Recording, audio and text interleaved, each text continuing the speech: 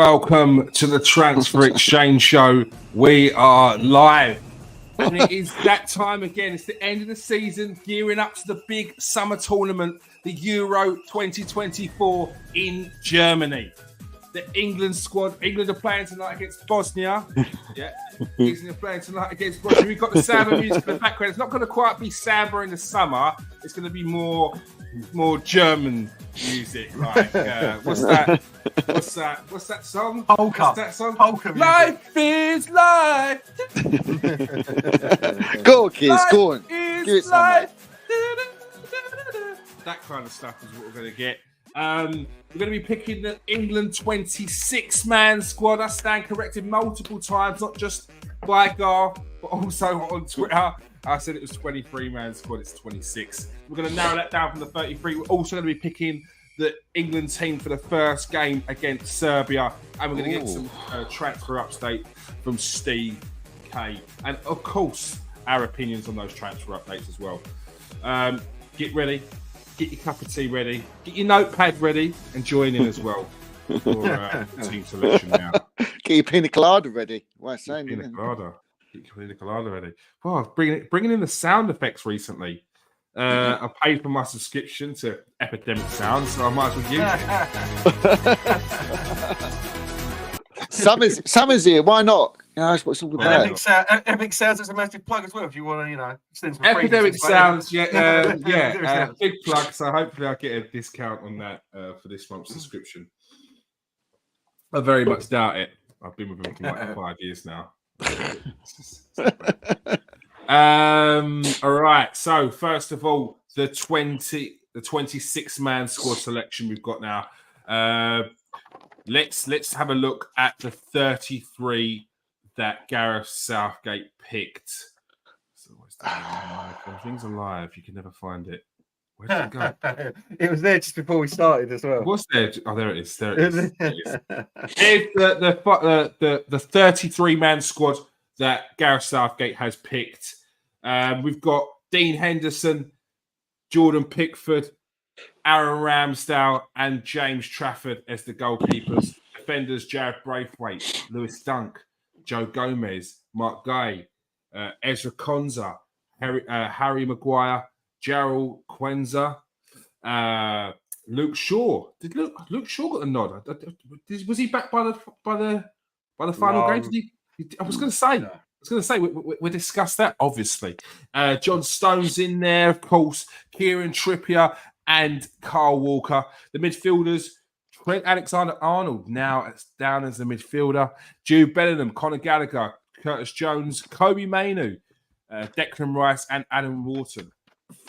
And a player just from the chat. Two big entries for the youngsters. Kobe Mainoo and Adam Wharton. Adam Wharton obviously only playing in the Championship last season or this season with Blackburn Rovers and getting a move to Crystal Palace in the winter transfer window, and since then he has impressed many people. Centre forwards: Jared Bowen, Eze, Phil Foden, Anthony Gordon, Jack Grealish, Harry Kane, James Maddison, Cole Palmer, Bukayo Saka, Ivan Toney, and Ollie Watkins. First and foremost, let's just give your opinion on that 33-man squad. Steve, was there any sort of inclusions in there you were surprised at, or any players that sort of were omitted or didn't make the squad that you were surprised at? No, not really. I think there was one or two I was surprised that didn't make it, or I can't work out why they didn't make it, because of certain reasons that we'll probably get to as we go along. Yeah, I mean, no surprises really. There was some players that are have been off form and they've been omitted, and rightly so in my opinion. I mean, there's been a lot of talk about this England squad, and this England squad should be the one that goes out there and win it. And if we don't win it, then it's something to be ashamed of, if you like. I think people were concentrating on our forward line a bit too much, and just looking at that. Because when I look at this squad, it's, I don't know. I've got concerns. Do you know what I mean? I've got worries in the midfield. I've got worries in defence. The only place I haven't got concerns, probably like everybody else, is going forward. But today was the first time where we've got to pick our own team, if you like, and admit our own players. That I looked at it really closely and started to feel really concerned. And I'm starting to rate our chances not as highly as what people have been saying, but hopefully I'm wrong, and hopefully we'll go on and get to the final and win it. But concerns looking at it, mate. Concerns. Garth, anyone that didn't make the squad, or any surprise entries into this 33-man squad? Kwanzaa, obviously. I think that's a bit of a random selection out of nowhere. Like, clearly, there's no way that kid's going. You know what I mean? So, obviously, a big talking point. I mean, let's face it, he ain't, is it? Big talking point, obviously, Rashford's uninclusion into the team. Personally, I think that's right. Like I said, I wanted this team to be picked on form. He hasn't been up to scratch. He definitely hasn't done more than the players that are in this team. But I understand the argument that, like we were talking about here offline, that Merson had. The tournament player, he's been there, he's done it. Like, when the chips are down, do you trust an Anthony Gordon to come off the bench? I think that's. I think, although I understand the sentiment from Merson, I think it's a bit harsh. I think you've got to try and trust these players. They've had better seasons than Rashford, so they deserve to be in the team. They deserve their shot at glory. You know what I mean? Like, so, first team. I honestly still think you've been a little pessimistic, mate. I'm quite like, I think that if that team can gel, like, I know in the defence it doesn't look like world beaters like sometimes we've had before, but if South can get that gel and working right, and we survive injuries, luckily or draw injuries, I think it's a pretty strong team. I really do. Definitely one of the three favourites for me. Yeah. So, how far do you think England can get? I think that's why. Honestly, you've got to say that they can go all the way. Luck of the draw, obviously, and luck of injuries and so on and so forth. It's not like if you get that first. Obviously, we'll do the first teams in a minute, so I won't go into one. But when you actually look at that player for player, there's some absolute ballers in that team. It's not just the front line. Like, for me, anyway, for a competition, I think there's a nice amount of different players for each position. And what I mean by that is players who play in the same position but can do a different thing. You know, I mean, a bit like what we're talking about Grealish here. Like, maybe he shouldn't go because of his form, but he can do something very different to what anyone else can do out there. So, no, yeah, listen, it's England, so I'll never actually put money on us winning anything. I just know better. And I agree with Steve. There are worries there, especially if injuries come in, something bad, you know, et cetera, et cetera. I'm also, my team is very, very hinging on whether Luke Shaw actually is fit or not as well. So, yeah, but I've got some confidence. Yeah. See, I mean that's. I mean, there is a certain area, like I said, which I think I'll get to. But I agree with what Garth said. My concerns ain't necessarily about a first 11. Yeah. I mean, if we can keep the first 11 and go through the whole tournament with that first 11, then yeah. But that's the likeliness of that happening is probably nil. You know, someone's bound to pick up some kind of knock, or some player that we thought was going to be on form is going to have a couple of nightmare group games. You know, and all of a sudden, you know, we'll want to see someone else come in, and that's where I look at the squad, and yeah, that's when the concerns come in. Yeah. All right. Let's go through your picks. Let's pick the goalkeepers first. Steve, who did you pick for goal in goal as your goalkeepers? They usually take three, don't they? Yeah, I did think about like cheating at one point because I'm an iron about a player, and I thought, should I just say two goalkeepers? But you're right; they always trying to crowbar an extra player in. Yeah. Because the third goalkeeper never plays, does he? Yeah, no. It's the thing. It's your first goalkeeper gets injured. You've only got one. So you're done for. You have to take 3 anyway. You actually have to take 3 goals. There we go. Yeah. It'd be crazy if you didn't. Yeah, I guarantee if that, like I was manager and I was to, be a little bit smart and think, oh yeah, I'll only take 2. I guarantee you, like both get injured. Yeah. Sending off first game or something. Sending off first game, the sub comes on, gets injured in the second half. Yeah, that's the type of thing that would happen to me. So I went straight back to the 3. I think it's quite simple. Again, I mean, you look at the 3. It's not that strong, is it? Do you know what I mean? I mean, it's got to be Pickford, obviously. I mean, that obviously goes without saying. I mean, and then the next one in line's Ramsdale. And then for me, I suppose it's a toss of a coin a minute. Out of the other 2, I mean, Trafford's done well for Burnley, young goalkeeper. But I suppose on experience, I'd go for that, and I'd take Henderson. So. And so that'd be Henderson, Pickford, and Ramsdale. All right. Who are your picks, Garth? I'm on the same. Exactly that. Pickford number 1, Henderson, Ramsdale. I will say for this one, like everyone knows how much I rate Aaron Ramsdale. Like I think he should be playing at a club. I know you got a goalkeeper more suited to your needs now. He needs to move on because I think he's an amazing goalkeeper. So usually I'd have him as my second, but 6 Premier League games this season. That's the only thing I'll say. Disagree with you, Steve. I've got to have Henderson as the next option down the line just because of minutes played. Oh, I wasn't putting them in any order. Sorry. No particular order. Nothing to do with ability.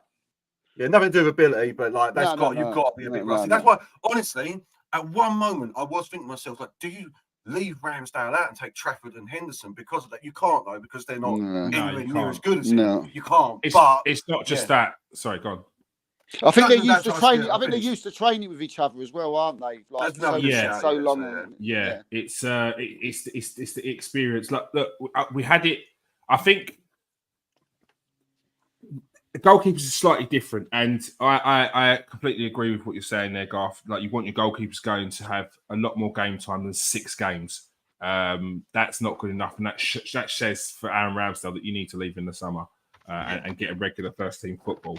But I think we saw in what World Cup was it, where they were messing around with goalkeepers. They tried to do the whole "I don't have a goalkeeper." Like, everyone has a goalkeeper set in mind, but they try to do it as we don't have a goalkeeper, and whatever game, we're just going to chop and change. And they did it. And I think the first game, they picked Rob Green with 0 experience in any sort of tournament football. Messed up in the first game. Then they brought in Scott. Was that 2010? Yeah. You against USA. He messed up in the second game. And everyone was thinking, why didn't you just start the tournament with David James? David James, aka the difference for anyone that used to play football, used to play Pro Evolution around my house every day for like 4 years, aka the difference. David James was the first team goalkeeper. He had a couple of dodgy games, whatever, and then whether it was through press, whatever, he got dropped. They brought in Rob Green, didn't work. They brought in Scott Carson, didn't work. Then they had to go back and bring in David James again. Now, I think it's a similar thing here. Pickford, your first team goalkeeper, you've got him there. You need a bit of continuity with him. His training partner, he's a bit regular, because it's not just for Ramsdale, it's for Pickford as well. Pickford needs that structure, and he needs his partner in there, and I think that's going to be Aaron Ramsdale. Yeah, the golfing class as well at the moment. Like, Aaron Ramsdale's established, whereas Trafford looks like he could be something decent, in all honesty. Like, someone to look out for the future. But you've got to stick. Like, it was just a passing thought in my mind, you know what I mean? But no, you've got to stick with Ramsdale for everything you're saying. But that's where I differ. Experience and ability. I was quite surprised that Dean Henderson's got the shout. I'm guessing it's probably because who is he playing for? In Nottingham Forest, was it? Who was the other one? The West Brom Palace. Is it Palace? So Sam Johnson. Sam Johnson. Sam Johnson Looks like Sam Johnson's played 20 games this season. Dean Henderson played 18. I personally would have gone for Sam Johnson. I think I prefer him as a goalkeeper. I don't know this. Has Dean Henderson, because I don't really pay much attention to Palace, has he been playing in goal for Palace in this resurgence? Is that what I'm guessing? I'm guessing. I think that's what it is. I think he has. Yeah. I think so. but I would have probably picked Trafford. The third goalkeeper doesn't play. And I think it'd be good experience for Trafford. Yeah, sure. I agree. I think he looks like a tasty goalkeeper. At Burnley, he's just been getting peppered with shots, and you're going to see mistakes. He's still young, still got time to progress and develop. But be interested to see in the next couple of years where he ends up. Yeah, I suppose Pope would have gone, wouldn't he? Pope would have gone if he would have been injured. fit. And again, Pope, he's been around for a little while now. He's recently in the last couple of years, I think he's had a couple of long-term injuries or longish term injuries for a goalkeeper. So it's again a bit of a risk taking a keeper with these sort of injuries in the latter part of his career into a tournament. The last thing you need is someone to get injured. I completely agree with taking the lack of the third choice as the one to get experience, be it Dean Henderson or Trafford over Nick Pope. He's not the future. Let's face it. Pickford's younger, and I prefer Ramsdale. I think Ramsdale's. I keep saying this. Ramsdale needs to play because he's the #1 goalkeeper for me if he's fit and playing. Yeah, very definitely. I agree. Now for your defenders, how many defenders are you picking? It'd be 6, 7. I've just picked. I haven't gone on certain numbers on each. Okay, that's fair. That's fair. That's fine. Because you can. There's no rule in picking an extra. Yeah, because there's definitely a rule in picking not picking an extra goalkeeper. Especially when they've got Trent Alexander-Arnold as the midfielder on this as well. You just took the words right out. Oh, sorry, Steve. Sorry, mate. Yeah. No. But as you say, it goes with what you're saying, didn't you? Like when you're picking certain amount of defenders, it's like you've got people in the midfield that can play in. They've done the same for strikers as well. They've got Bellingham. Yeah, I know. Yeah, I know. Crazy. Yeah, so they're making us work. Yeah. Who's your defenders? Sorry. Well, I just say I've just picked might be easier if I've only just the ones that I've going to be leaving out. So which is Quansah, which Garth mentioned at the beginning. And Lewis Dunk, and that's the only two that I've left out. So you've left out who? Dunk and Quansah, and the reason why that is just there's a few things. We're terribly short in defence. I could have took another one out because obviously Trent Alexander-Arnold can play in midfield, I suppose. But for me, especially in that left back position, we're in serious trouble, aren't we? So you've taken Jared Braithwaite, Joe Gomez, who can play as a fullback. Who can play and that's the reason why I've had to keep him in because of he can play as a fullback. Guy, because I rate Guy. Yeah, Konza because I look at the right hand side, and Ben White's obviously not going, and I feel that a younger player, we need a younger player with younger legs out there who can defend. Yeah. Which isn't Trent Arnold's great, but he's he is a better defender than him. So for me, he could come in instead of Walker if he gets an injury or for some reason Walker goes down with bad form. Maguire, obviously, he's had a decent season for Man United, I think, by all accounts. And again, he's okay for England, isn't he? He's experienced. So I'd take in Quansah. I don't think I wouldn't take. Sure, look. He's a massive worry because he ain't played all season, but we've got no left backs. Yeah, that's crazy. We've got no left backs at all. Stones is obviously no brainer. Trippier again. I'm not a great massive fan of Trippier, but he can be used as a left back. And obviously Kyle Walker. But that I'm taking players in that defensive sort of area. Who can play as left backs. Do you know what I mean? Because I don't know. Levi Colwill. Is he injured or something? He ain't really done that much this season, has he? When he was playing, he's been mediocre at best, I think. And then... he's been playing. But I think he's played most because Chelsea fans have been moaning because they like him as a centre back. They really rate him as a centre back, and like he's been playing left back for Chelsea. Oh no, yeah, yeah, but Cucurella's been playing, hasn't he? And he had a pretty decent second half of the season. Yeah, to be fair, do you know what I mean? He come in and he did well, but again, it just goes back to the facts that we haven't got nobody. So I'm surprised Colwell's not even made the 33. You know, because I think you'd at least want to take a look at someone like him who can play as a left back, especially when you haven't got any. So just again, look, I'm rattling on, right? I just again because of that, it's just Quansah and it's just Lewis Dunk for me, who, and as I said, Shaw probably wouldn't have gone in my mind, but I'm thinking, look, if you fit, take him. Do you know what I mean? And keep your fingers crossed because you know, fit Shaw's like just a shoe-in. Do you know what I mean? But just out of desperation at the moment, we need Luke Shaw, so I'd take him. Yeah, Colwell played 16 games as centre back, 15 games as a full back, and it's clearly not worked because if you played that many games as a left back, we've got such a lack of options. You'd think he'd get the nod. I don't know. I haven't seen him at Chelsea play left back this year, but when I've watched, because I like to look at him a couple of years ago when he was like the youngster coming through, like I could not see him being of a standard at left back, especially because that's why I'm taking Joe Gomez because he can play left back. That's the only reason he's in the team. You know what I mean? Like, I can understand why he's not on the plane, even in the 33 if I can, man.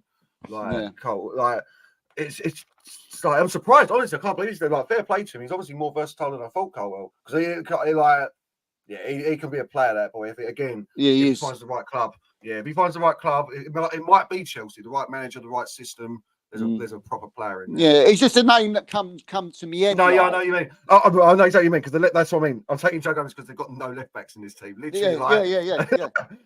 Like, what are we doing here? Yeah, Southgate's taking a big gamble with this one. Big gamble because Shaw has been like injured all season as well, pretty much.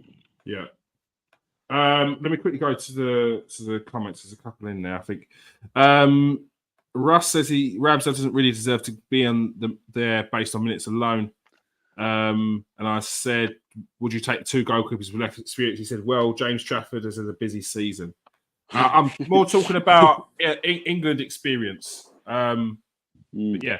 So who are your defenders, Garth? Who are your defenders? I'm exactly the same as you, Steve. Yeah, I'm Carl Walker. Yeah, Carl Walker, Kieran Trippier, Luke Shaw, because we have to, because we're left back, Quansah, Branthwaite, Stones, Maguire, Guy, whatever it is, and Joe Gomez and Trent Alexander-Arnold because he's a defender in my team. Like, he's a defender. Yeah. So could you see why Southgate picked Quansah, Garth? He's another centre back. He doesn't really look like he can play as any sort of other position, like a full-back position. Oh, did he play right back tonight? He's playing right back tonight. And again, you think that's what he's doing? He wants to see what he can do with different. He's playing right back tonight. Yeah, Quansah is. Yeah, I'm guessing. Quansah. Yeah. I'm guessing he's going to try the old inverted wing back, isn't he? With the three, like the other fullback moves across, and you have 3 at the back, and that's why Trent's gone down as a midfielder, etc., etc. But I just. Yeah, it's a risk, man. It is a risk. I like Quansah a lot, but I definitely like the same as Steve. I'd feel much happier with another fullback in this team. Yeah. Can you see now? Like we just had like a 10-minute, 15-minute chat on these defenders. It's a worry, isn't it? Only if it comes down to because I don't like I say if Shaw goes down, I think Trippier's ample there, but then Trippier's got to survive the entire competition. Which is not good at Trippier because he's got injury problems. Yeah, and that's where it becomes a problem for me, Steve. Yeah, I know what you're saying, but I think if the team can, if we get lucky and you don't get too many, I think it's all right. But I know, it's like, what's the word of it? It's throw underneath. You know what I mean? Like once you peel off that first layer, I'm entirely on board with you. You're relying on their experience, aren't you? On the flanks, you're relying on Cole Walker and you're relying on Trippier. And you're just hoping that we don't come up against some tricky wingers, fast-paced, wingers who could get the better of them. Because once they get behind them, then You know, they got. But to be fair, I don't know who. I mean, I don't think. Yeah, listen, if Ben White was available, a certain shoe-in for him as well, but he's not. So this is the problem. Do you think he would be though, guy? I don't think he'd play anyway. I don't. No, if he would, no. If all. Do you think he'd start instead of Walker? Yeah, if Southgate's going to play the way I think he's going to try and play, where he plays the three centre backs, maybe not. I know you're saying probably not. Probably Walker will still start, but obviously, but after that, I don't know who else there is out there at the moment, Steve. No, it's what, yeah. I know he played more of as a wing back and a left midfielder, but I was really impressed with Alfie Doherty this season. Yeah. Do you think there was an opportunity for him to even get into the 33-man squad? I think that it would have been. I wouldn't listen over Kwanzaa. Definitely, if Kwanzaa's in there, and no, but I don't think I've really seen a minute of this kid really. So I know he's played a few, but I'd definitely have had Doherty in there. You know, I mean, almost made the team of the season for us. We all said about him, good assist record. But then, do you take the punt on him before a European Championship? Like, yeah, that is the thing. That is the thing. It's what look. I look back to the World Cup. When we had to play Trevor Sinclair as a fullback, and it was one of the best tournaments, one of the best performances of the tournament, and it was because he just had to because we had an injury. So these things sometimes desperate times call for desperate measures. Yeah, look, the options there's not many options there, which is why we've called up the likes of Luke Shaw. Who have you gone for in your midfield? We've got Trent Alexander-Arnold, who is definitely a defender, although not the best defender, but great ball delivery, great footballer. Jude Bellingham, Conor Gallagher, Curtis Jones, Kobe Mainoo, Declan Rice, and Adam Wharton. It's got a couple of inexperienced players in there, also with the likes of Conor Gallagher, Curtis Jones, Kobe Mainoo, and Adam Wharton. Steve. Yeah, the two that I've picked two out of the seven in that midfield who I wouldn't take, mostly because I believe that the people that they've put in the forwards can do jobs in the midfield as well. Yeah. So I don't see spaces for. Again, this is no slight on the two players and. No, actually, can you just put them midfields up again, mate, for us? No, actually, it is a slight on these players. no, it's so small that I can't even take anyone out. It's good. No. I thought for a minute I'd taken three out, but no, it's two. I think I don't know. I say it's the obvious two. I've taken out Adam Wharton and Curtis Jones. I just don't think they've got the experience at the moment. Adam Wharton's he's an upcoming star for me. He's been brilliant for Crystal Palace this season. Yeah. Curtis Jones, I think, is just coming back from injury, but it's just too early for Wharton. And Jones is decent, but I think there's players in front of him, that I could rather use up front who could do his job in the midfield, or in the forward line. So for me, I've picked out Adam Wharton and I've picked out Curtis Jones in that middle. Okay. So you've gone with Alexander-Arnold, Bellingham, Conor Gallagher, Kobe Mainoo, Declan Rice in that midfield. Conor Gallagher's one of them ones, but it's best of a bad bunch probably. Can't take them all out. Well, is there anyone that didn't get into this final 33 that you think should have got in ahead over someone like Conor Gallagher? Not that anybody comes to mind. No, not really. He's, as I say, it was when when I really looked deep into the 33, I thought, Conor Gallagher. No, I just don't fancy him. I'll take him out. But then when I sat about and thought, well, who else is there? And I'm thinking, my God, if one of them gets injured, we've got Conor Gallagher to come in. And this was where, again, like I said at the beginning of the show, it's like concerns started to, sort of consume me. Do you know what I mean? But I Genuinely. can't. Wow. Yeah. I was looking forward to the full. Steve, this is going to be a little fun game, mate. It's not meant to be fun. Existential crisis, bro. Yeah, but yeah, I'm a worried man. I'm a worried man now. Do you know what I mean? I was to say I was looking to the Germany-Scotland game. Now I'm biting my fingernails and thinking, what if that happens? But no, mate. Again, I can't. Maybe Garth will be able to come up with someone, and I would go, oh yeah. But at this moment, mate, not really. No, I can't really think of anybody. Garth, who have you omitted from the midfield there? Same as Steve again. Jones and Wharton, obvious choices, as Steve said. And no, to be fair, I mean, I rate Conor Gallagher clearly more than you do, Steve. I can't think of anyone else out there. James Ward-Prowse, perchance, maybe. Dead balls. But I think Conor Gallagher's a more impactful player to bring off the bench than James Ward-Prowse. You know what I mean? It depends what you're looking for there. And you've got Kieran Trippier for your dead balls. So it's just like, who's more impactful coming off the bench? I think Conor Gallagher just about. But again, who would you rather have a penalty shootout against Germany in the semi-finals? It's one of them ones. Much for muchness. I mean, obviously, I think if he was fit and playing, Mason Mount would have gone because obviously he's teacher's favourite. Like that's the better game. And I'm the same as you. Like, there's a lot of players that they're classed as forwards that I'm classing as midfielders, basically. Anyway, so them two missed out. So Trent Rice, Bellingham, Conor Gallagher, Kobe Mainoo, and that's it out of the actual midfielders they've got there. But Kobe Mainoo's very lucky as well. Very lucky. I do like him. I like him. I do think it's too soon for him. I'm going to be proven wrong. He becomes like the player of the tournament or something crazy like that. He's got talent. But that's the one where if I was James Ward-Prowse, I'd be like, there's pointless me ever coming back for England, in it, because I'm done now. Like you're not getting in now, 18-year-old, and this Como falls off a cliff. So I agree on the Kobe Mainoo thing. I look at it is what are you taking Kobe Mainoo for? And I look and I ask, is he the best number 8 in the country? And I don't think he is, because he's not going to play as the 6, because Declan Rice has got to be playing in a more defensive position than Mainoo. Otherwise, it's a lot of responsibility on the kid.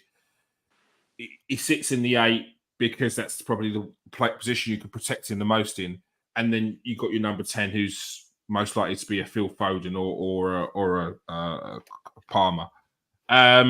Just on the midfield, right? I mean, again, I'm going back to my concerns again, right? You look at the players in that midfield. If all right, to a degree, if certain players go down injured, you can sort of say, well, okay, he's nowhere near his sort of likability, but you can put him in there, right? If you're left back, right back, left wing, right wing, centre forward, whoever, AM. But who in God names who takes Rice's place if he goes down injured? Who? Oh, sorry, Steve. I thought that was a rhetorical question, mate. No, but seriously, there is absolutely nobody. If he goes down, they've got to wrap him up. There's an absolute... Arnold's playing there. He can't do the same job. They're gonna, and so he will play. So he'll be our number. Yeah, but he'll be our number 6. And Kobe. I know I was about to say Sakir. Like I know he's saying he won't play the 6, but Kobe's going as the 6, mate. As to replace the 6. See, that's what I thought, Garth. And that's crazy for me. That's what I thought. That's crazy. Yeah. That's wild. And I've checked it because I was going to say, if there's an under-21 tournament, I'd be sending them out there. But it's not. It's 2025. We're so short. Would you have taken a punt? Like, he ain't played well, but Calvin Phillips then? Would you have just put him in the team? Well, I'd say... He's played so bad, though. That's the problem. Because he's been so bad. Because I think he's a Southgate favourite. Do you know what I mean? Southgate was probably hurting when he didn't pick him for the last few squads. Henderson? But he's been bad. Henderson, no. I can't get on board with Henderson. So are we happy with, like, who's the best out of the bad bunch if Rice goes down injured? I play Gallagher in there. Over Gallagher. Yeah.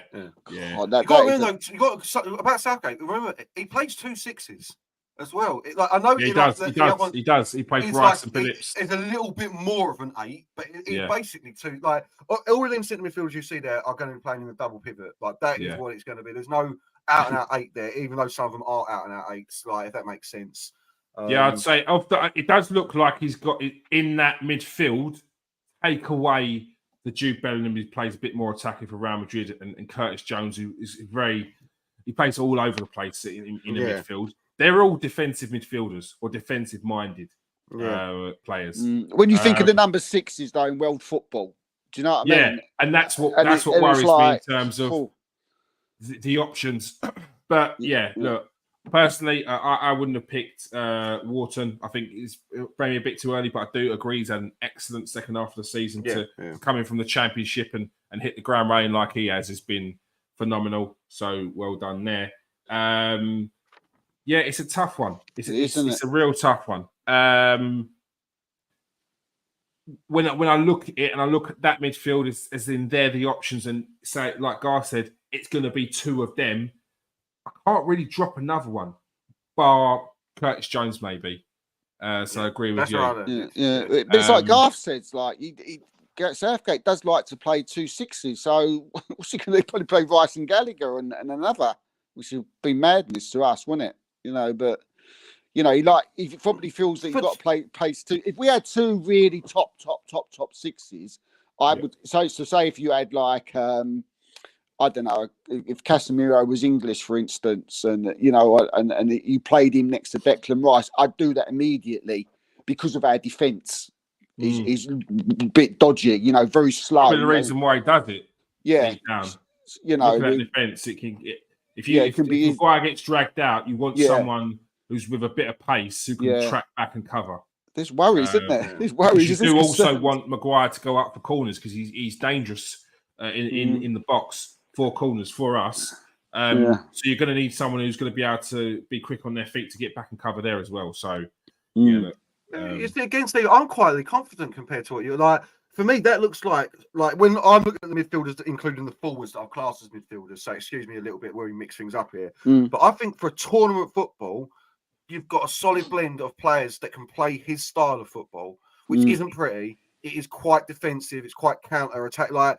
And I think that's what he's gone for. And I agree with some of the players' names there aren't going to be matching up player for player, like with the French team or the Germany team. I get that. But I think, I don't know, what I mean? Like say if Rice does go down, it's a loss, a big loss. But I think the other players can adapt, and you have to play a different style because Rice does so much in that position for you. But I think. Sorry, go on. I was going to say, losing Rice is irreplaceable. I agree with you. I think there's a way you can work it with the players he's done. I wonder if it's more tactical than I'm thinking, to be fair. Yeah, I agree. This isn't a Premier League season where you've got to rely on the person who comes in for Rice to be consistent for 5-6 games until Rice comes back. This is literally 3 games, and it's spaced out. It is a little bit different. This is why you see players who ain't that great do really well in tournaments and get those big moves, and then they come to the team and it's like, actually, because sometimes you do actually just need someone like a Conor Gallagher who's just going to run their arse off, who's just going to put his head on the line. Yeah, honest footballers, which is why I think Mason Mount got the nod in those previous tournaments, because he's an honest player. You know that you're going to get miles out of him on the pitch. You're going to get work rate. He's going to pass them when he needs to pass. He's going to listen to your instructions, and I think that's very important when you're talking about the small amount of games that you've got in these tournaments. Let's move on to the strikers. Steve, who have you picked as your forward players? Right. Well, these like the 2 that I've sort of omitted surprised me in the end. Do you know that I've actually omitted them? But I'll go through them and. You're not taking Saka. Blow my mind, Steve. Go on.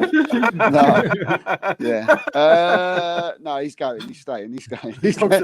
Starboy's going. Starboy's going. No way. Sorry, mate. Can you just put them back up again? I'll read them out. Sorry. I haven't got the thing in front of me. That's all right. Sorry about that. Look, Jared Bowen, I think a shoe-in. I think he's got to go. I'm a massive fan of Jared Bowen.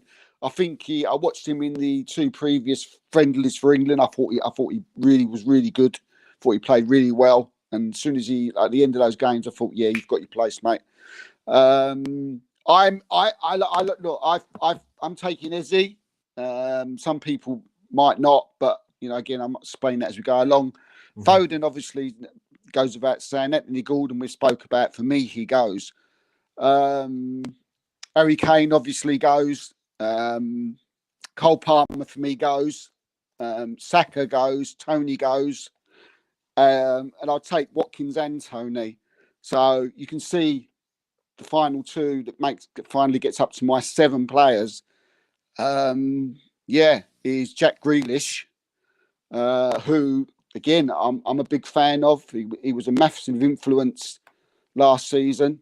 This season he's more been under the influence, more than under influence.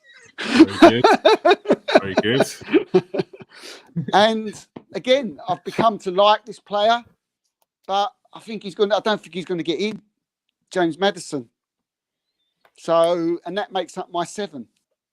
Dipped in form a bit towards the end of the season. Dips in form a bit towards the end of the season. Jack Grealish hasn't really got going. If you look on that left-hand side, you look at, Eze, you look at Gordon on that left, you think Eze, Gordon, Grealish. So you think, and you've also got Foden who can play out there. So for me, Grealish is 4th in line with that. As I say, I like Jack, but for me, going on the season, he can't. And you've already said about Maddison. Again, I like him as a player. But I just think, as you said, he's dipped at the, and I keep hearing the same thing about James, is that, he's not that killer.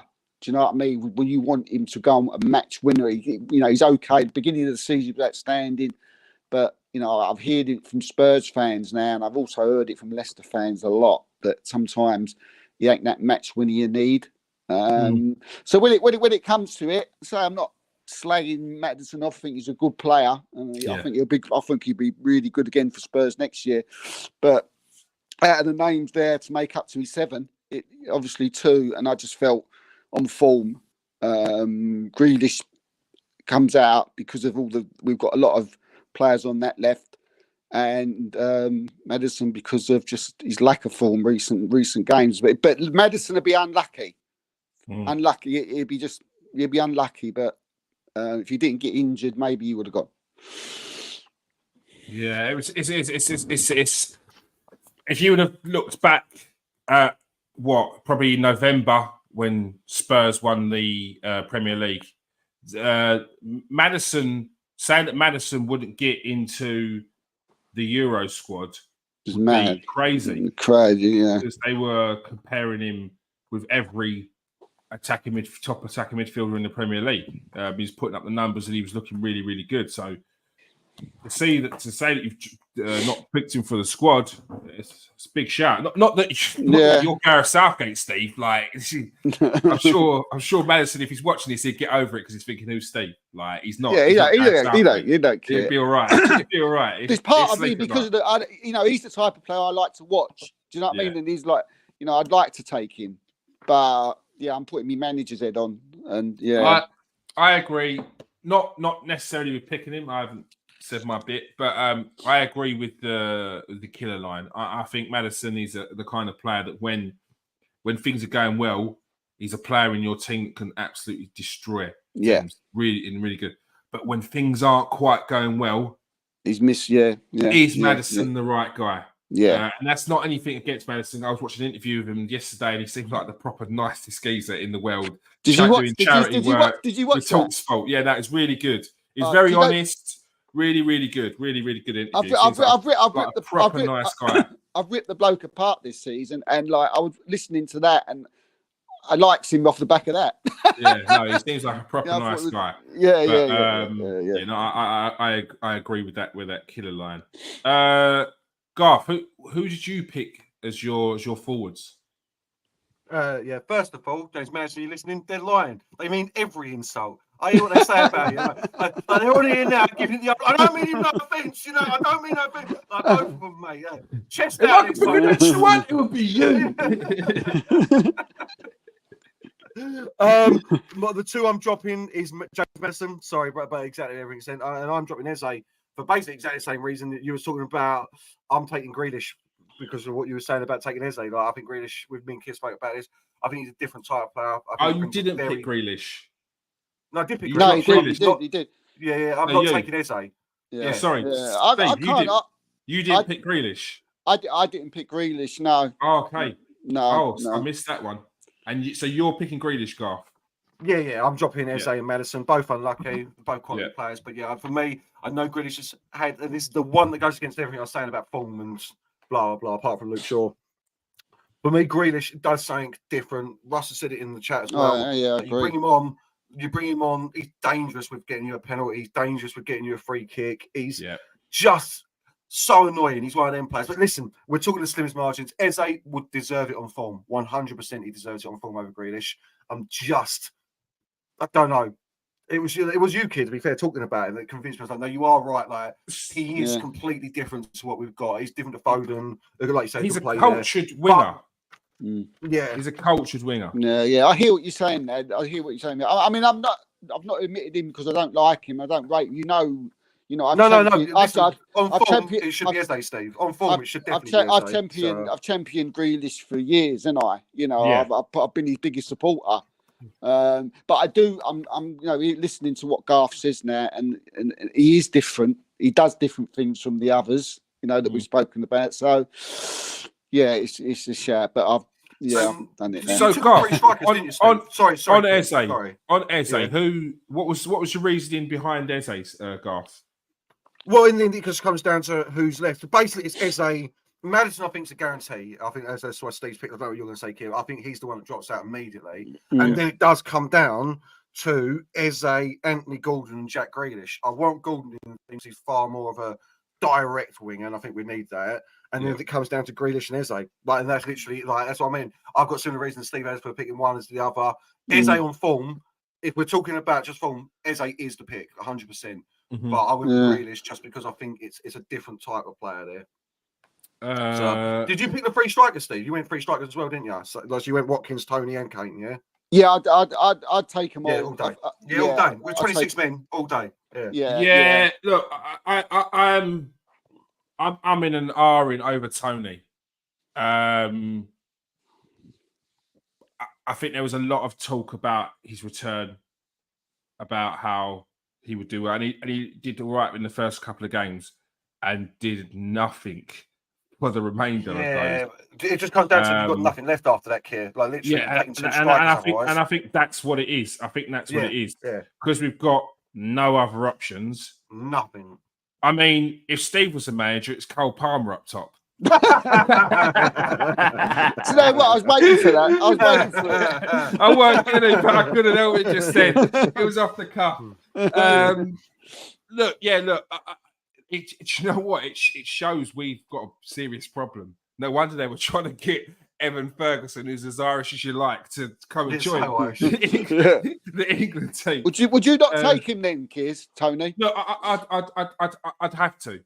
You'd have because to, if Kane gets injured, you've got Watkins or Tony, and I think you need a bit of a dirtbag in there, and Tony's the dirtbag. And it's not, and I'm not talking as a person. I'm talking about as a player. the dark arts of being striker. He's been through the leagues, and so is Watkins. Yeah. But Watkins is a nice boy that's been through the leagues. He what I mean. He's different as well. He's a little bit more cultured. I think I'd like to use the word you used earlier. He drops to the wing. He plays a winger as well. Watkins, Tony. He's got that dog in him, but I have a concern about. If Tony has to come on, what has he done since he's come back in? And that's so we talk about killers. Tony hasn't been a killer in the second half of the season, no matter how much we talk about it. He's good at penalties, though, isn't he? He's good at penalties. That's what it was. So maybe he's there for the penalty taking if we can.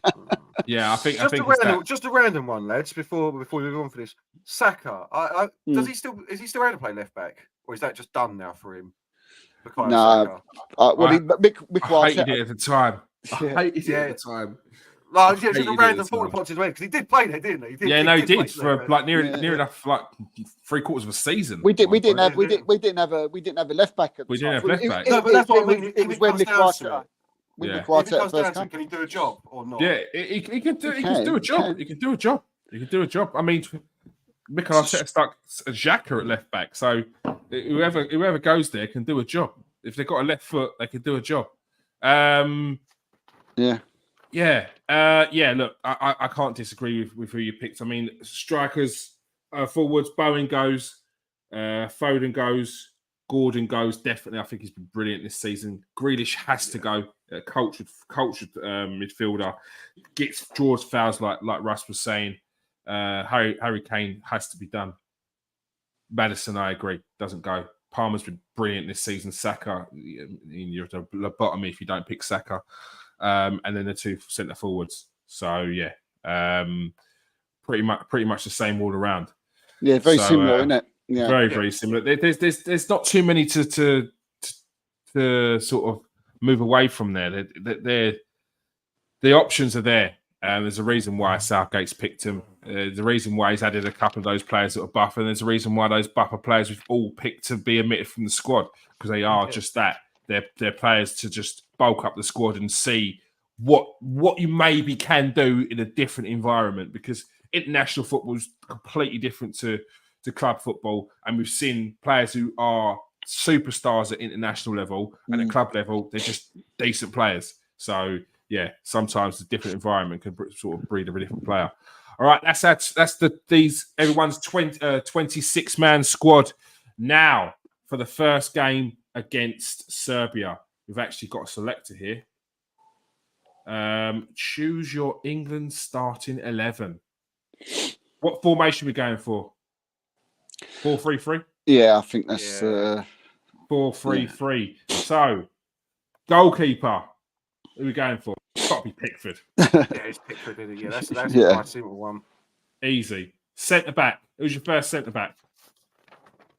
Go on, Garth. I've John Stones for me. John Stones has to be John Stones. Yeah, same. John Stones. Oh, John Stones all round. Now, who would be John Stones' partner? I'm not thinking who Southgate's going to pick. Who would you pick, Steve? Yeah, this is a tough one now. Yeah, not Southgate pick. Who would you pick? Harry Maguire. Sticks with it. I don't know. I think I might. I understand why. Yeah, I get it. Look, I haven't seen enough of Mark Gahey to say I know he's a fantastic prospect, and and he's obviously been Crystal Palace been doing well. I'd like to have seen him tonight, and maybe hopefully he'll play against Arsenal. I could get another look at him. But as we sit here now, I think I'd go Maguire. Garth, who have you picked as the partnership for Stones? Well, yeah, I've gone for the outlandish. Well, not the outlandish choice. I've gone for the risky choice. I'm throwing Brentford straight in. Like everyone's saying, he's the next big thing. Whoa! Yeah, everyone's saying his next big thing. His stats for Everton this season were very impressive. He has been very impressive. I think, because listen, Maguire would be my next choice, definitely. Like that's the way it goes because Maguire is obviously solid, and in reality, you're probably going to put Maguire in there. But if you're asking me to pick it myself, I'm going Brentford. Yeah, throw him in the deep end. All right. Was it Scotland? So Steve's gone for Harry Maguire. Garth has gone for Braithwaite. And do you know what? I want to pick something a bit different. I'm going to go for Braithwaite. Why not? Final tournament. Take the risk. Braithwaite. We all know he's going to pick Harry Maguire. But we all know Maguire, yeah. Just to see a little bit of a change. Who's your starting right back, Steve? Yeah, I think it's pretty. Well, for me, I think it's Kyle. It's got to be Kyle Walker, hasn't it? Yeah. I can't. No Trent in there. No. They're definitely not. Keep away from my defence. Definitely not. Definitely. Yeah, exactly. And I'm not. A lot of people say, "Oh, he can't defend. He ain't a great. He's not a right back." He can play at right back. He's not a bad right back. But he's certainly not not at Cole Walker's, level regarding as playing on as a straight out right back. Yeah. So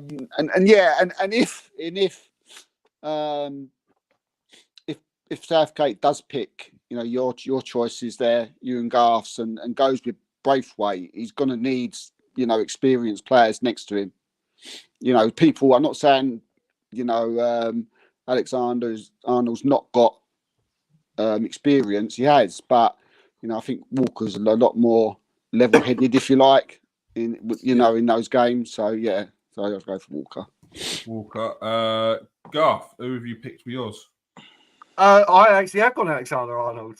No, really? Steve's making me rethink my position. I've gone Arnold only because of the way I think South's going to play with the 3 centre backs, and then Arnold moving in as the inverted centre midfielder alongside Rice that unleashes the other 2 midfielders that we'll get to make it the 5v5 that he likes to do. But yeah, maybe it is Walker, to be fair. I'll tell you what, it's a great shout by Garth, because we was talking earlier about the 2 6s.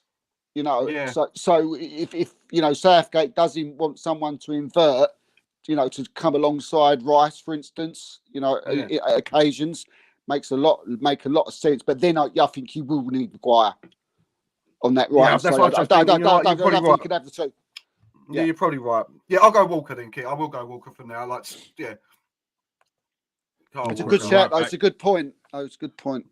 And left back, tough one. Who are you going for, Steve? I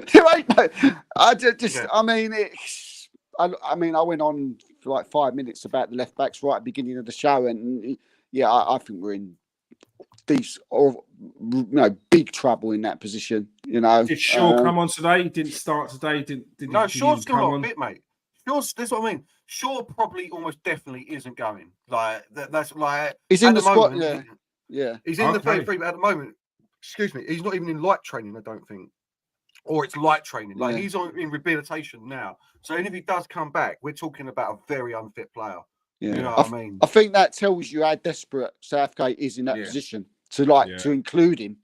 Even to include him, and Garth said he hasn't, he's not even fit and done an ounce of training or whatever. Yeah, it might be light training. I might be in a little bit harsh, but he ain't done much. Yeah, he ain't done much. Yeah. I mean, in the ideal world, with Shaw being part of the 33, as I said, it's a no-brainer. Shaw starts. But look, if we're taking into consideration he hasn't played all season, which he hasn't, and he's just doing light training or no training at all, it's got to be Trippier, isn't it? Do you know what I mean? Because there's just no one else. I just don't think there's anybody. I know you could play Gomez there. I can't think of Gomez as a left back and how good he's been. So Garth might be able to sort of, educate me on how he's done. It's just average. It's just average. It's just average, and he gives away a lot of fouls as a left back. It's got to be. I've got to go Trippier. I was going to go Shaw, but Here's the latest from Gareth Southgate on Shaw. There's still a bit before he can get on the pitch in a game situation, but really pleased with his work he's doing in the physical performance of the team and medics. It's not good at all. I think the problem is, Garth, I actually think he will go. But he's going to take up a place. He's going to take a place. Look, if you can get 180 minutes out of him in 2 games, it's almost worth it because he is an asset if he's playing at the top of his ability. But I know Luke Shaw. He does not take 2 games to get back in. Yeah, not just 2 games. He's got to work off that Mars bar weight that he's got always. There's no disrespect. Luke Shaw is known for enjoying a piece of cake when he ain't at training. You know what I mean? He would definitely in the 90s be one of the players that they'll be telling stories about now about how he was bin lined up pre-season trying to sweat off the extra 1000%, bro. So yeah, I'm with Steve with Trippier personally. If Shaw's available, you play him. But yeah, it's got to be Trippier. Yeah, I'm also picking Trippier in that left back position. That looks like a decent defense, to be fair. That on paper looks good. Who's your midfield 3, Steve? Midfield 3 is Declan Rice, obviously in the 6. Then Jude Bellingham in the 8, and for me and Foden in the 10. I don't know why I'm doing it. Garth, who's your 3? I've gone same Rice at the 6, Bellingham in Yeah. the 8. I've actually gone Palmer in the 10 for this Okay. one. Palmer Yeah, in but 10. no, I've just realised I put it the wrong way around. So yeah, No, it's Foden fine. in- I would overridden that one and gone for Foden. Foden in the Foden 10. Yeah. in I the don't know 10. what I was thinking there. Foden in the Yeah. 10, That clearly. midfield. I hope to God. Have we seen that midfield yet? See, that is great if it's if that's a fit. Have we seen that midfield yet? I don't That think we have. I'm not sure. Not sure. Yeah. That is And then, three world-class massive. players. Three world-class players in the middle of the park. and then when you got off the bench, Palmer, Maino, Gallagher, Grealish, you can play there as well. Like that's what I mean about that midfield. Like, yeah, the subs don't look great when you look at them individually, but as subs coming on for these players 70 minutes to see out a game, I think it's actually quite decent. Like the left back is a big worry, Steve, 100%. But I honestly think that they're players that can see out a game for you, that are going to win you those games that get you through, if you know what I mean. So If you've got a midfield player coming on, it's one of those needs a rest and one of them gets injured. You know, if you can't play in the midfield with those players, then you're in trouble, ain't you?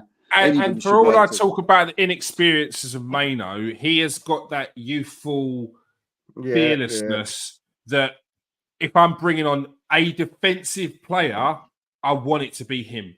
Because if I'm bringing on a defensive player because I want to shore it up, I'm probably going to bring on Gallagher. But if I'm bringing on a defensive player because there's still something in the game and you want more out of the players on the pitch, I'm bringing on Mainu because he's got that dribbling, he's got that bit out of nowhere. He don't mind taking a shot, he arrive in the late area late. Like he's got that about him, which I really do like. It's just I worry about the more serious discipline side that I worry about as the youngster. But yeah, no. That's an exciting midfield. And who's your front three, Steve? Saka on the right, Harry Kane down the middle, and I suppose it's still very inexperienced. But for me, you could play Foden on the left and bring Maino into the middle there, or Gallagher.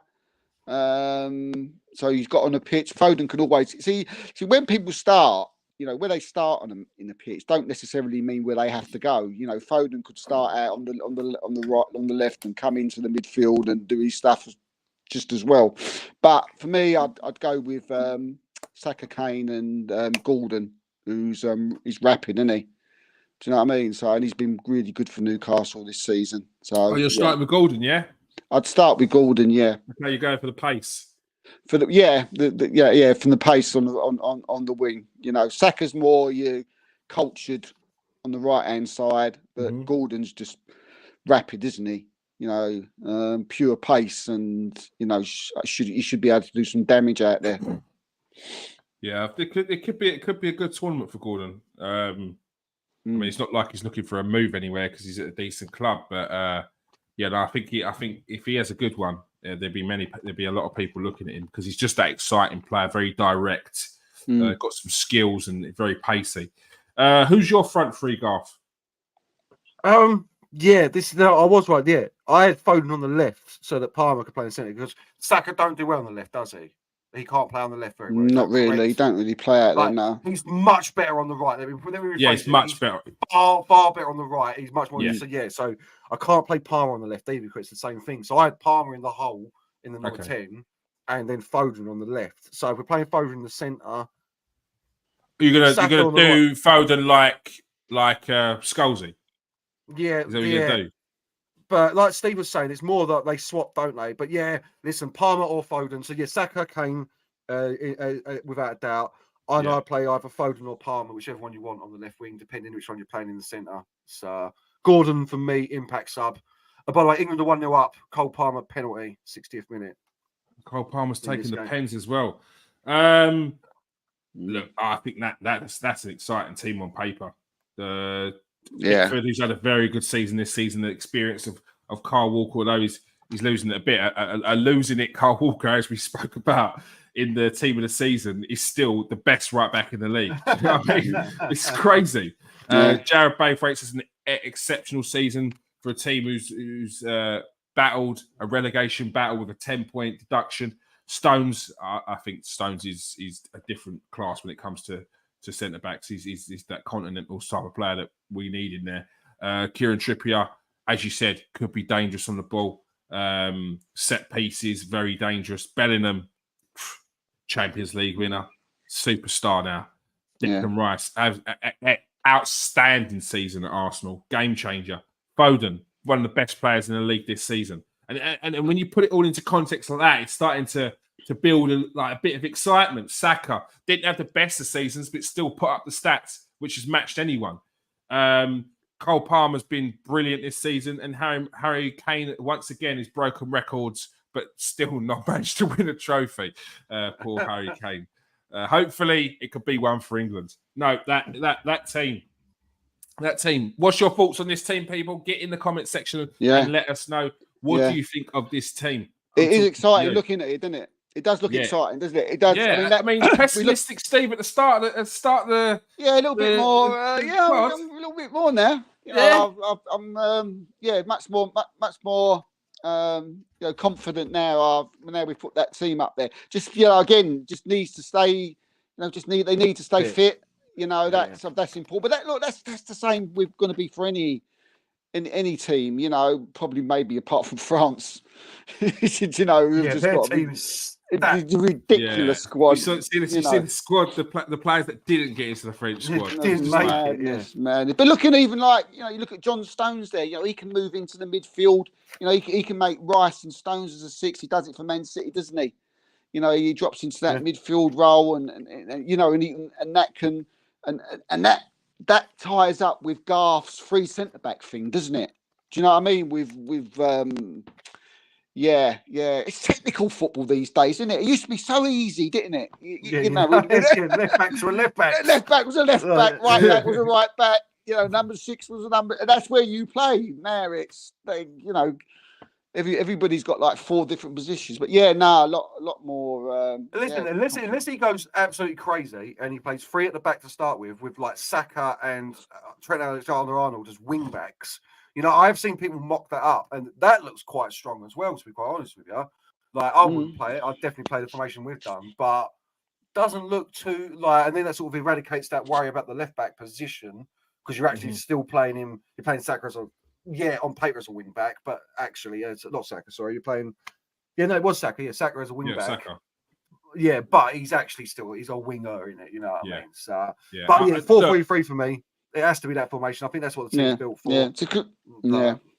Because Saka's not the greatest defender, is he, Gears, for Arsenal? No, what he does, he's got good recovery, and that's what he always had. He had very good recovery. His pace, gets back behind the ball, stands him up. He knows what to do there.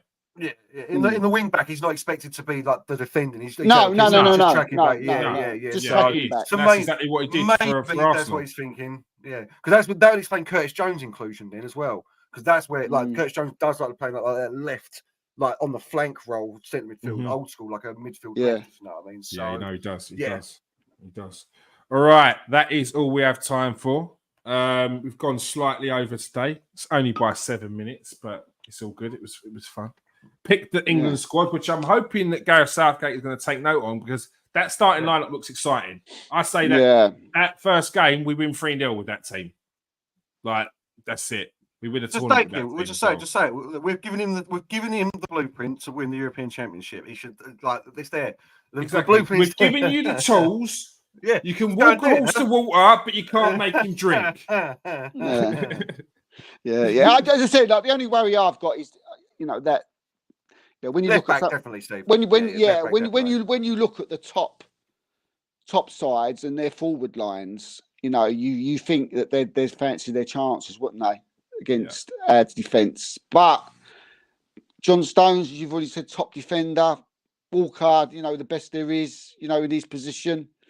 Who else should be picked? Braithwaite and Trippier's experienced. It's going to be different. I'm really looking forward to it now. Can't wait. It's exciting times. And quickly before we go, just because I know that people will ask for updates. Sesko, there's no news on Sesko at the moment, is there? No. There's no news. The last piece of information I was given was that You know, there'd been talks, and Arsenal were waiting for an answer. Yeah, look, Arsenal pushing hard to Sisco. That's absolutely no doubt about that. He's there. He's their main guy.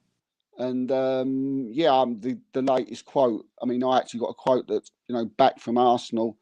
I'm just literally saying at the moment there's no more to report. So, if you sort of read into those words by the fact that they've said not at the moment, I didn't get a straight.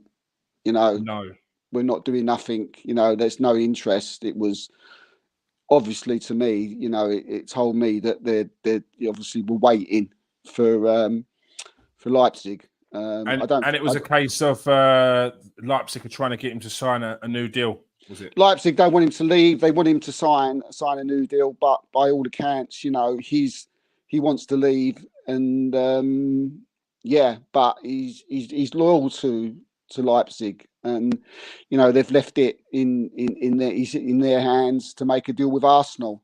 There's a few people that are saying that Arsenal have gone in with a bid that's under the release clause. That's so Arsenal.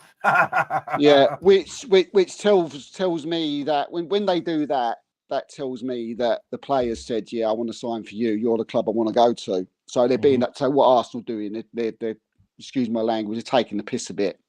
Yeah, they'll just think, well, we'll go 10 million and see what you say. What is the minimum release clause, Steve? What is it? 60? 47. Yeah, there's a little bit 47? of there's a little bit of different sort of sort of thing. Estimations out there. Estimations out there. I think it's I think it was 65 euros. 65 million. Yeah. Which around there, 50 mil. 50 mil. That's a good price for Sisco, mate. That's a good price. Yeah. Poor Arsenal doing business. It makes me sick. Yeah.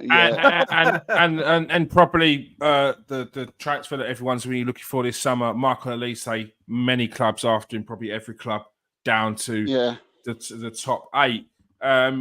Any news on that? I know we were speaking the other day about potential clubs, and he wants to move to a Champions League club. But I mentioned, would there be any possibility that a Man City would be interested out of nowhere, because they love to pull a transfer out of nowhere? Because the only other option I see is Aston Villa, if he's talking about Champions League clubs. Yeah, no. I mean, the easy answer is that everybody wants them. Everybody wants him, and I'm seeing quotes of like 50, 60 million. For me, he's going to go a lot more than that.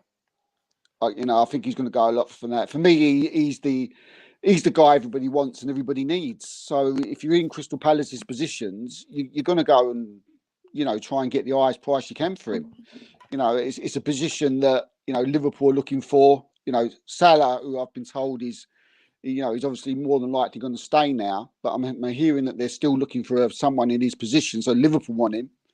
Man City want to play Foden in more centrally, because we all like Kevin De Bruyne at the end of the day be 33 by the new season, and he only got to play half of the season this season, as good as what he was. So they're looking for someone on the right.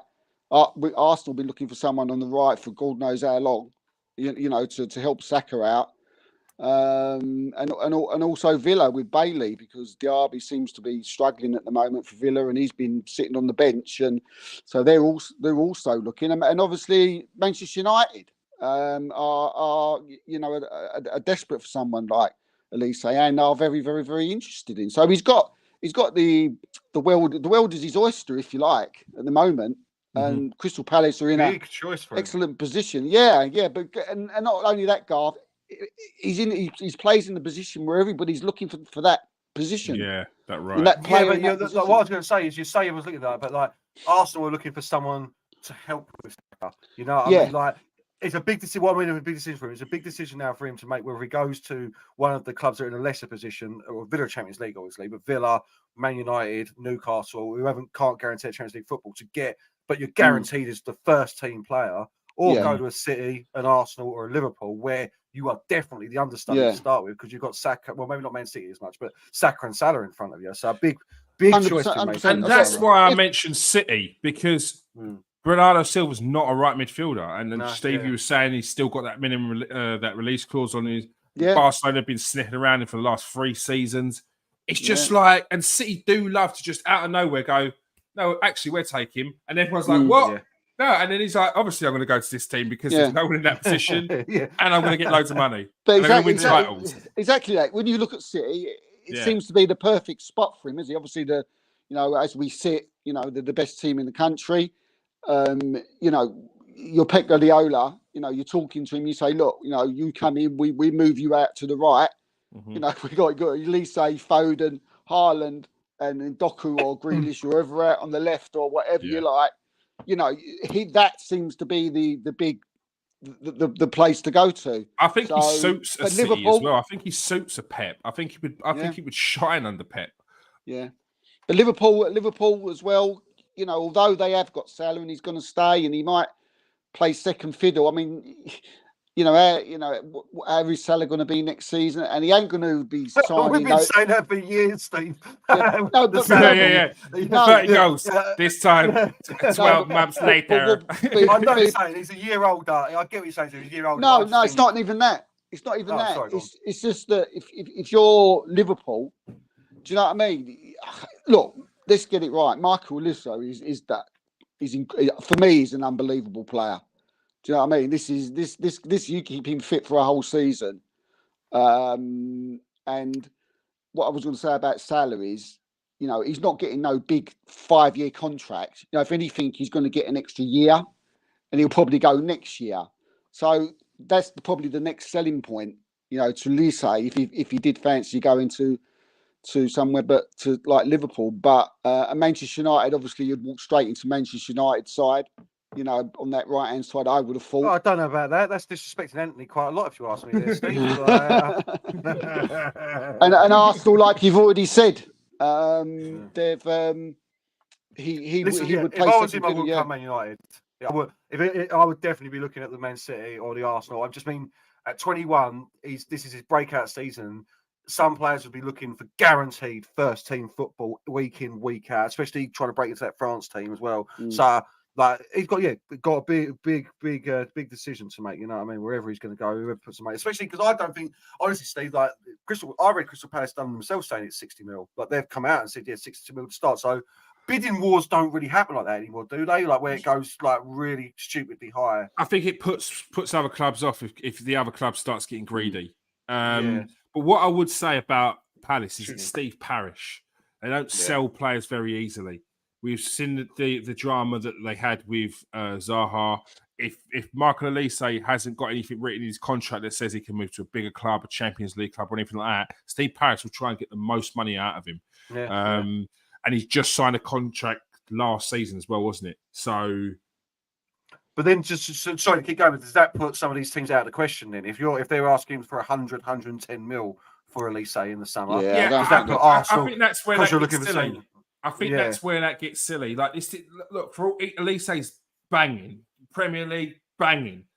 This guy's not in the French squad, and I know this is not a slight, but that's where you start taking it into upper echelons of those sort of transfer fees. I'm not paying 110 million pound for a player who's not getting into the French squad, and that's how it should be spoken about. Like he's not at that level yet. So why are you paying a top end for a player who's just a really good Premier League player and a prospect for the future? That's where it gets crazy. That's where it gets silly. I think we've got to sort of tamper that a little bit by no one going there and saying, all right, 70 mils your max, 80 at a push. Other than any more than that, it's silly money. Yeah, you've also got on Crystal Palace situation of Eze as well. Will they sell both of them? Yeah, Tottenham sniffing around, didn't they? Yeah, Tottenham sniffing around. Eze's the one that I think's the bad one for him. That's the one I think because they're going to want 70 mil for Eze, and that's going to really take that. Like the teams available is going to drop that money on Eze down. Like it's going to have to be obviously a Spurs or someone that's just looking for that type of player at that moment in time. I think Spurs are trying to work on him now, and hoping that he might do a little bit of a push because I don't see Spurs spending 70 million on anything, considering they didn't get Champions League football. How can you warrant spending 70 million on one player when you probably need 3 or 4? Yeah. That's why I think. I mean, don't be surprised if you see some big players go in this window. You know, Son. I mean, you know, we've said about Salah leading towards staying, but you know, you know, when you've got players of like the quality of like Eze about, you know, and Elise about, you know, they're the future of these clubs. Do you know what I mean? Son and Salah are not the future anymore. Sorry, if you're Bayern Munich, would you go and get Son? Yeah. Who's oh well, Leroy Sané. You've got Sane and Coman. I don't know. He's 32 now, Son. And he's 32, Son. 32, Son. They did just take what's his name? With what they got there, maybe not. Yeah, with what they got there, maybe not actually. Maybe not. See, they've got some talent there, so maybe not actually. Yeah. It's Tom 32 now, is he? Cool, I think so. Time flies. Yeah, that wouldn't surprise me. 31, 32. Yeah. And he's had like he ain't had the greatest of season by Son's. You know, still bagged 16 goals and like 8 assists. He got like 27 goal contributions in the Premier League. Our bar is so high. Yeah, he should have had 7. He should have had 17 goals and 29 goal contributions. No. We're doing this for the team of the season. I'll tell you what, Haaland. It's not been good this season. 33 goal contributions. 26 goals. Yeah, do you know what? Carl Walker's falling off a cliff. Best right back in the league this season, actually. Stats prove it. They shouldn't be so good. I know. It is. We've been blessed. We've been yeah. That is all we have time for. Thank you, Owen. Good to see you. I've not seen you in a while. Make sure you join us every Monday. We're going to be focusing fully on transfers. Obviously, we're going to be speaking about the England games coming up as well. We're going to be covering the England tournament. Well, not the England tournament. We're covering the Euros. And it is England tournament. Yeah, it is. Because it's coming home this time. It's coming home. Yeah, and hopefully the latest Manchester United manager situation, mate. Before we go, Garth, any latest? How do you feel about that? Just before we go. Well, Ten Hag in is me. That's what Ten Hag in. Yeah. But it's a disgrace what they're doing, taking this long to sort it out. Yeah. I think. Was it you had a conversation with on that? I agree. By the way, I think it's terrible what they're doing. You know, blatantly looking for other managers when I think he knows. I think it's already been done. I think whether he's staying or going, I think it's. I'm not feeling this like we're sitting down. Like we're thinking about. Does it?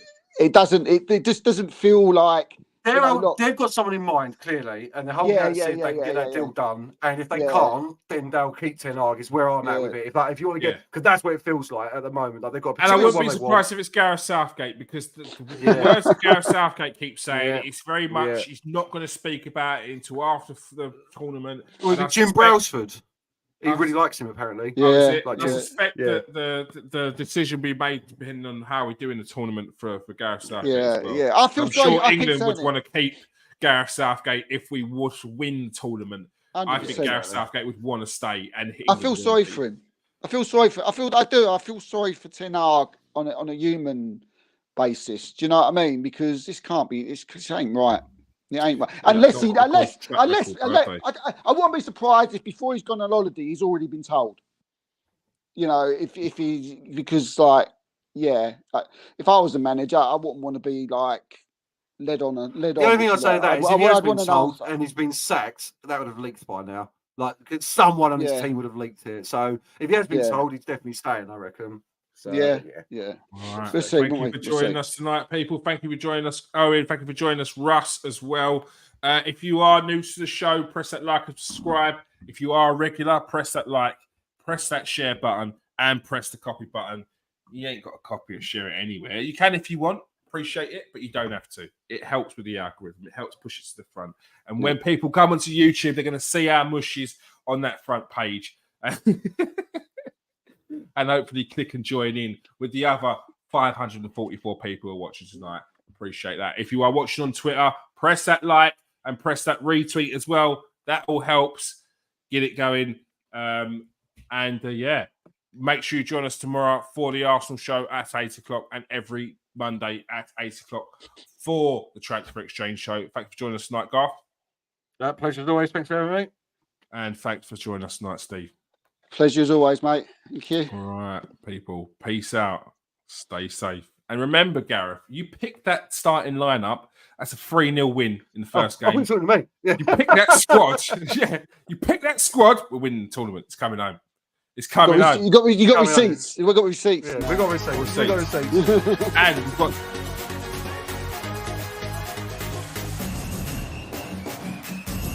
'80s football show with what's his name? Best of Marsh. Peace out, people. Stay safe and wash your hands.